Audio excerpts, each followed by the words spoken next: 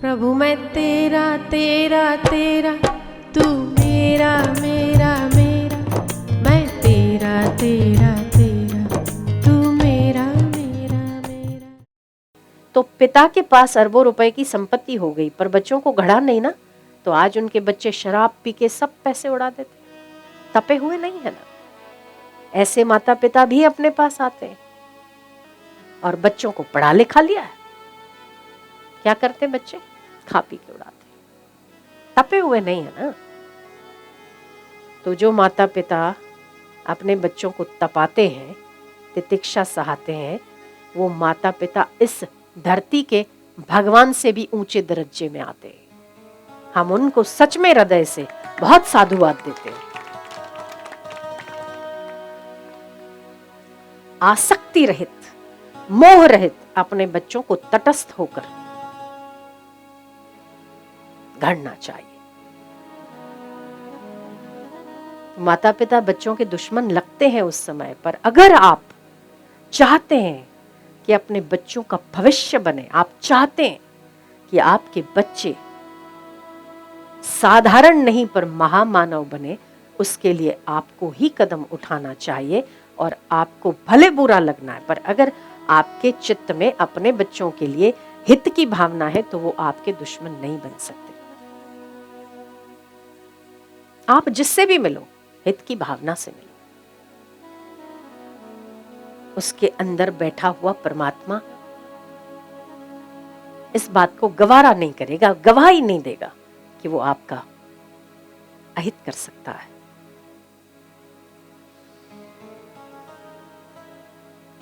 तो आप अपने बच्चों को ऐसी संपत्ति दीजिए और अपने आप को अपने बच्चों को देने के लिए जो आप संपत्ति देना चाहते हैं, बाह्य नहीं, भीतरी, आंतरिक, उसके लिए पहले अपने आप को तो घड़ना होगा ना, तब तो आप दूसरों को घड़ पाते।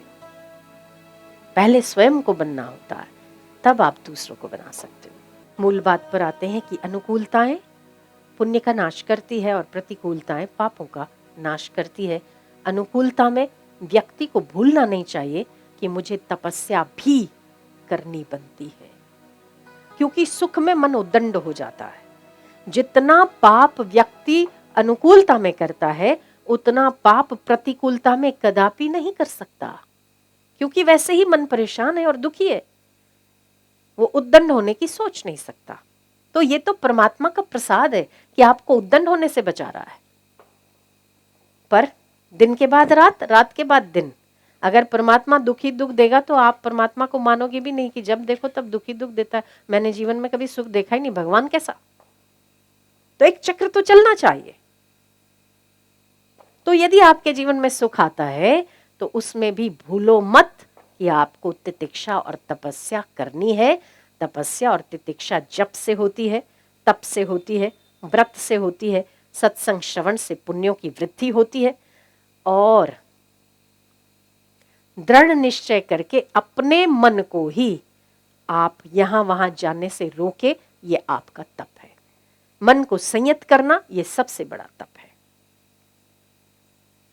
तो तपस्या जीवन में बहुत आवश्यक है। आज भी जितने महापुरुष आपको नजर आते हैं, बाह्य या भीतरी रूप से, कुछ लोग तो हम जिनके नाम जानते हैं, जिनको हम देखते हैं, उसके अलावा भी ऐसे कई कई व्यक्ति हैं जो अपने जीवन में बड़े सुखी नजर आते हैं आपको, चाहे वो धन से हो, समृद्धि से हो, पैसे से हो, चाहे परिवार सुखी हो। उन सब के पीछे अगर आप देख सको तो उन सब के पीछे पूर्वकृत या इस जन्म के कहीं ना कहीं आपको तपस्या जरूर मिलेगी।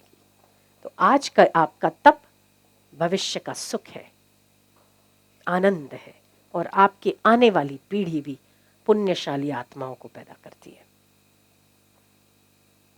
तो अनुकूलता में अनुकूलता का दास होकर अपने कर्तव्यों से च्युत नहीं होना चाहिए। तपस्या से मुंह नहीं मोड़ना चाहिए। जितना सुख ज्यादा उतना तप ज्यादा। जितना सुख ज्यादा, सुविधा से पड़े रहने के लिए सुख सुविधा नहीं मिलती है, तपस्या ज्यादा करने के लिए। जितना धन ज्यादा उतना लोभ ज्यादा नहीं, जितना धन ज्यादा उतना दान ज्यादा।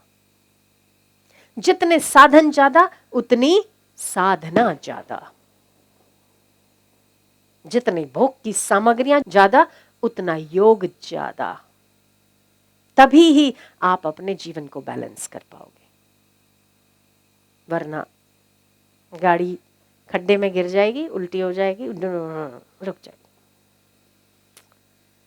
तो आपको ऐसा नहीं करना है। अतः ध्यान रहे कि प्रतिकूलता में पुण्यों का, पापों का नाश होता है, अनुकूलता में पुण्यों का नाश होता है। जब जब सुख सुविधा है तब भी तपस्या करना नहीं छोड़ना चाहिए।